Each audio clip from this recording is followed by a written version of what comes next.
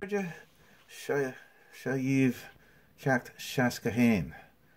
Farmacha Kavnyasta. Relative forms.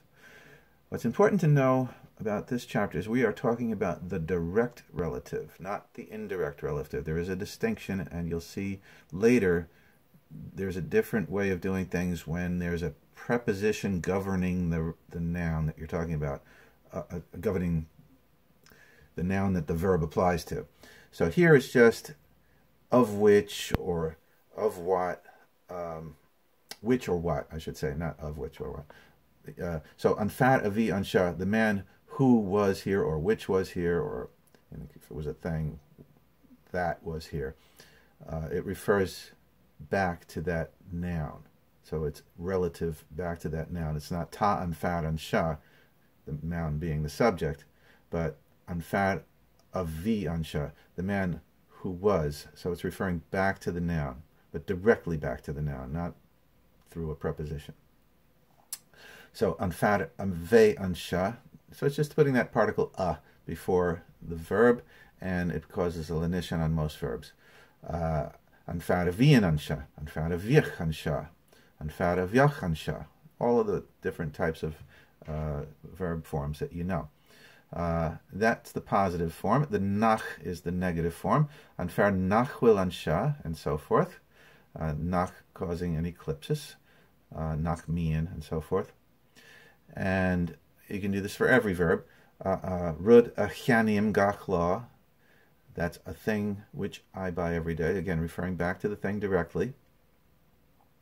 There's a footnote here, which the negative in the past tense is nar for regular verbs.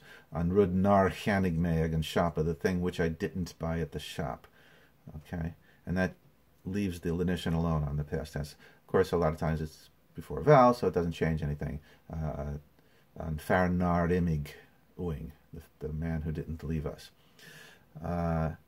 So that is the direct relative, and that's pretty straightforward. Nach, of course, like I said, causes an eclipsis. You'll see that in the examples. So you just have to practice with that and remember that it is direct relative.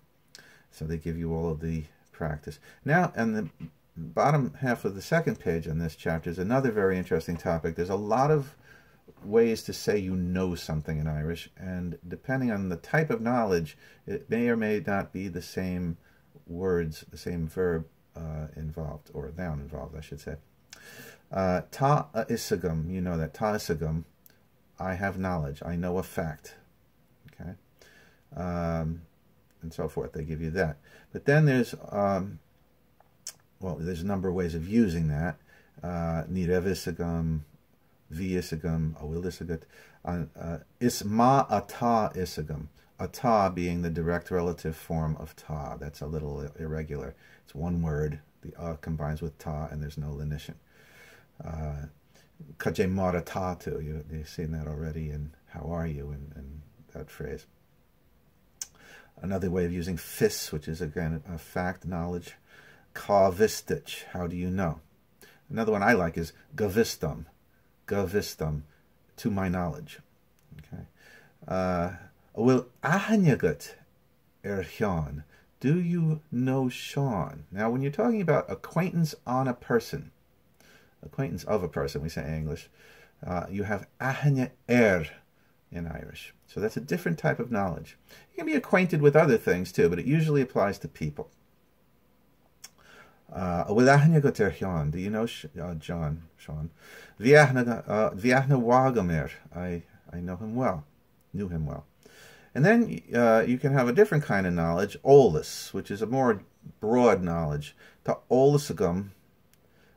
Ta olus ma'agum Belfast. I know Belfast well. There's a few other things too. Mar is oldum, E-O-L. Mar is oldum, as is known to me. That's another way of saying you know something. So there's a little bit more. But distinguish especially between ta'isagum, I know a fact. Agus ta'ahnigum, I am acquainted with somebody. Or I have a broad knowledge of something. Ta'olus mahagum horsi arigadish. I know, I have great knowledge on matters of finance. Things like that. If you know a language, you have the language. Ta gaelga agam. I have Irish. I know Irish. Again, Neil an ceachtagam. I don't know the language. I don't know the lesson. I don't have the lesson in my head. Ta an ilicht de glanviaur agam. I have the poetry memorized. So that's another kind of way of saying you know something. You have that knowledge. So practice those. Look at them in context, and the more you see these things in use, the more you'll get used to what the distinctions are. Be aware of them. So 2 things mainly in this chapter: the direct relative and the types of knowledge.